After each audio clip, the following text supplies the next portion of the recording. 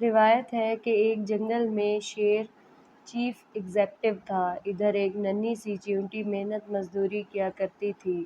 صبح سویرے وہ ہنستی گاتی کام پر آتی اور فوراً کام پر لگ جاتی اور ڈھیر سارا کام نپٹا دیتی۔ شیر یہ دیکھ کر حیران رہ گیا کہ چیونٹی کس قسم کی نگرانی اور رہنمائی کے بغیر اتنا زیادہ کام کر رہی ہے اور پیداوار کے ڈھیر لگائے کھڑی ہے، حالانکہ اسے بہت واجبی سی تنخواہ ملتی تھی۔ اس نے سوچا کہ اگر چیونٹی کسی قسم کی نگرانی کے بغیر اتنا کام کر رہی ہے تو اس کے سر پر ایک سپروائزر مقرر کر دیا جائے تو پھر وہ کتنا زیادہ کام کرے گی۔ یہ سوچ کر شیر نے ایک کاکروچ کی بطور سپروائزر تعیناتی کر دی، جو اپنے وسیع تجربے اور بہترین رپورٹنگ کی وجہ سے مشہور تھا۔ کاکروچ نے چارج سنبھالتے ہی سب سے پہلے تو حاضری کا سسٹم بنایا۔ اس نے ایک مکڑی کو بطور سیکرٹری بھی تعینات کر دیا تاکہ وہ دفتری امور میں اس کی مددگار ہو اور اس کی رپورٹس ٹائپ کرنے کے علاوہ وہ ان کی موزوں طریقے سے فائلنگ کرے اور ٹیلی فون بھی سنبھال لے۔ شیر نے کاکروچ کی رپورٹیں دیکھیں تو بہت خوش ہوا۔ اس نے کاکروچ کو کہا کہ میاں یہ سب پڑھنا میرا بہت وقت لگتا ہے۔ ایسا کرو کہ گراف کی شکل میں ایگزیکٹو سمری بھی بنایا کرو جس میں پیداوار کی شرح اور ٹرینڈ بھی دکھائی دے، اور اسے ایک پریزنٹیشن کی شکل میں بھی ای میل کیا کرو۔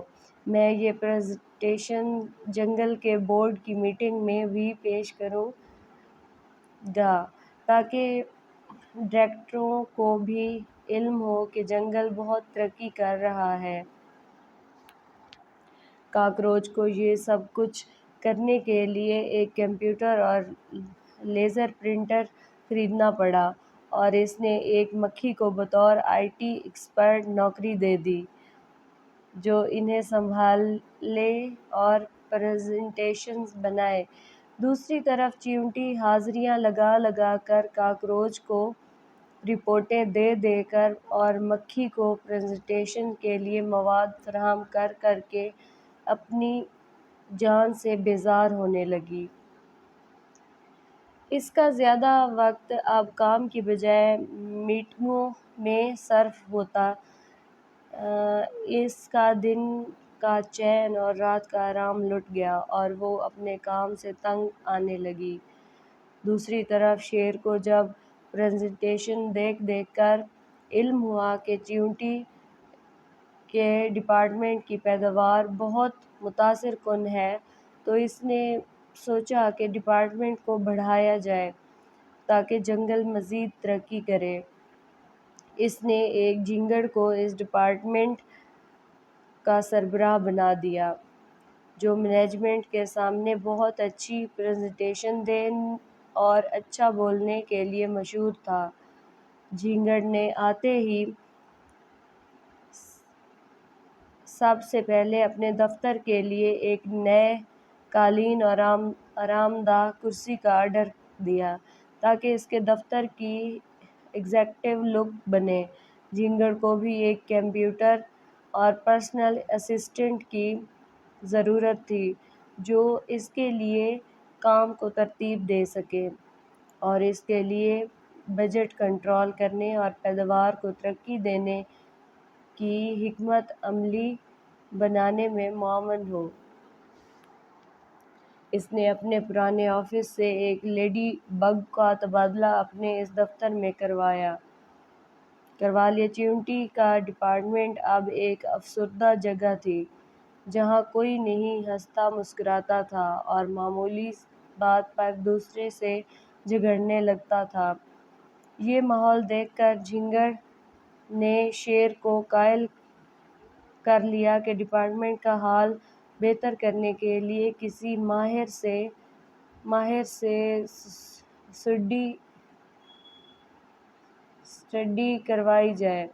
چیونٹی کے ڈپارٹمنٹ کے اخراجات اور آمدنی کا گوشوارہ دیکھ کر شیر نے یہ محسوس کیا کہ ڈپارٹمنٹ پیداوار دن بدن گرتی جا رہی ہے اور اخراجات دن بدن بڑھتے جا رہے ہیں اور بحیثیت مجموعی ڈپارٹمنٹ خسارے میں جا رہا ہے۔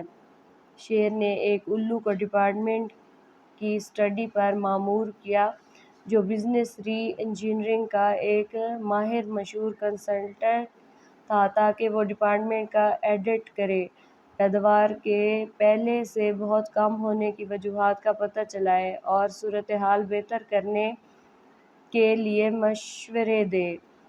الو نے ڈپارٹمنٹ کے اہلکاروں کے انٹرویو کیے، کاکروچ کی رپورٹوں کے ڈھیر کا لفظ لفظ پڑھا، پیداوار کا عمل دیکھا اور 3 مہینے میں 10 جلدوں پر مشتمل اپنی رپورٹ شیر کو پیش کر دی، جس میں کارکنوں کے رویے، کام میں دلچسپی، پیداواری عمل اور عملے کی تنخواہوں کا مبسوط جائزہ لیا اور والیوم 10 میں یہ نتیجہ نکالا کہ ڈپارٹمنٹ اس لیے خسارے میں جا رہا ہے کیونکہ ادھر ضرورت سے بہت زیادہ عملے کو نوکری دی گئی ہے۔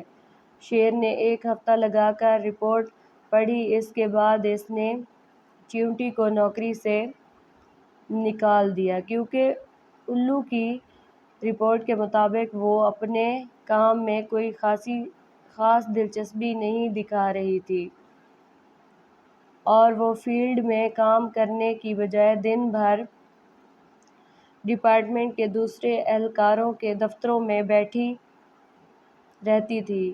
اس کا رویہ بھی بہت زیادہ منفی اور سرد تھا جو دفتر کے ماحول کو بلا وجہ تلخ کر رہا تھا اور کاکروچ کی بہترین رپورٹنگ اور جھینگر کی بہترین موٹیویشنل اسپیچز کے باوجود پہلے سے کم پروڈکشن کر رہی تھی۔